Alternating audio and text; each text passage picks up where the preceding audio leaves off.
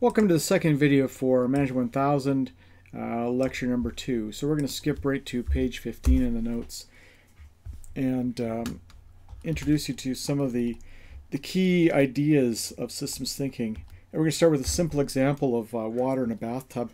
This comes from Donnell Meadows' book, and this is on page 19, so it's easy enough to follow along.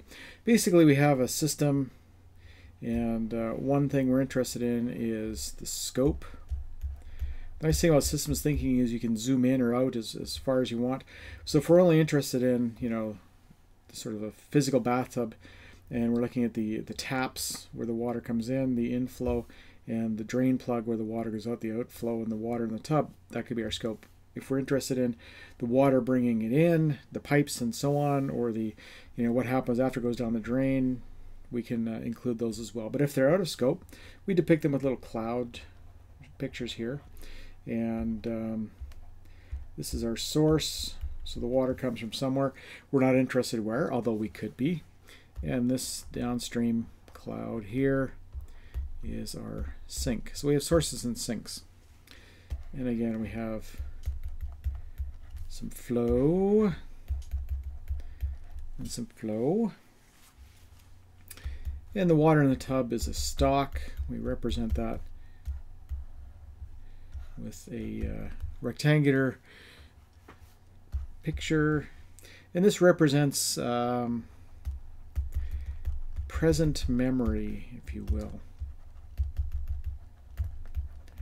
So the amount of water in the bathtub is the difference between everything that's ever flowed in and everything that's ever flowed out, since the beginning of time. So all inflows and outflows, this represents the memory of those events. So that's the basic idea there. So that's the basic terminology. Let's move along to the next page.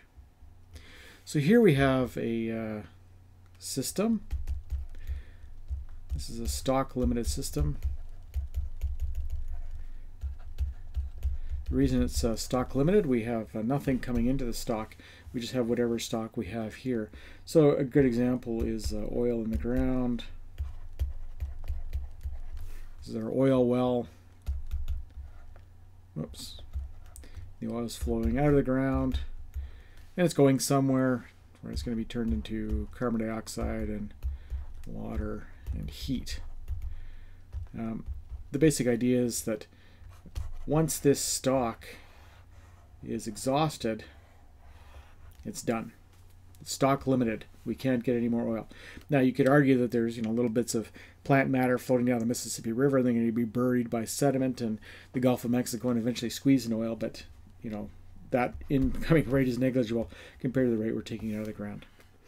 You can also have multiple sources and sinks and so on. So if we think about water in a reservoir, right? We have water flowing in from different things. Maybe rain. Maybe that's one place. It could be a river, right? And depending on what you're trying to understand, you could have more or less of these sources of water coming in, and then the water goes out, and again, evaporation, or goes out through the dam.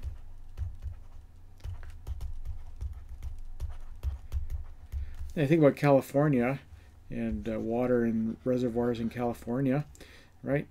The rain is diminishing, which impacts the rivers and so on, so the quantities of water goes down. Of course, weather's fairly hot, so evaporation is going up, so it's actually going to increase the rate at which this thing goes down.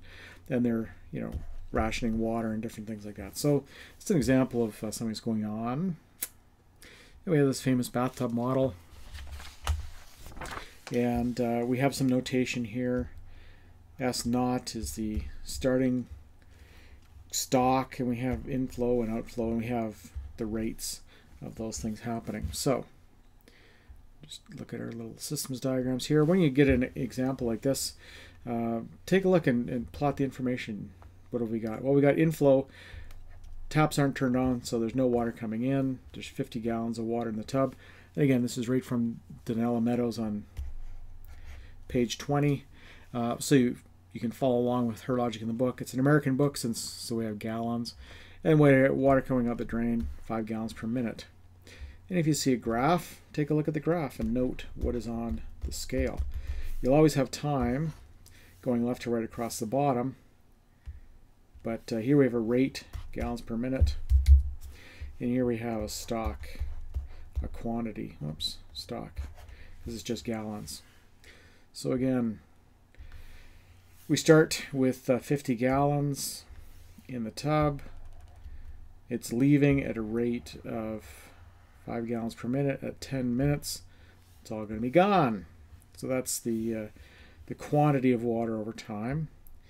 And we can, this is 5, so this line here, this is our outflow line. And this line here is our inflow, right? 0 gallons per minute coming in. So you can graph that easy enough. See how things change over time. We have the same example, again, page 21 in the book. And what happens here is someone turns on the tap at the 5-minute mark. So this is flow. So again, this is the outflow, 5 gallons per minute.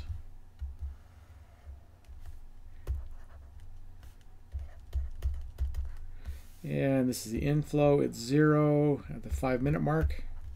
Somebody turns on the tap.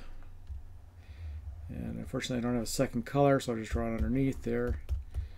N equals 5. So there we have our flows. And again, our tub starts at quantity 50, and the water's going out of the tub until it gets down here to the 25 mark. And at this stage, water starts coming in, and we reach equilibrium. Why? Again, back up here, the water coming in equals the water going out. And there we go. And this is assuming an instantaneous, as soon as you crank that tap up, it goes to 5 gallons per minute. So that's it. That's as far as we got in week number 2. We're going to start feedback loops at the beginning of week number 3. So there you have the notes in a nutshell.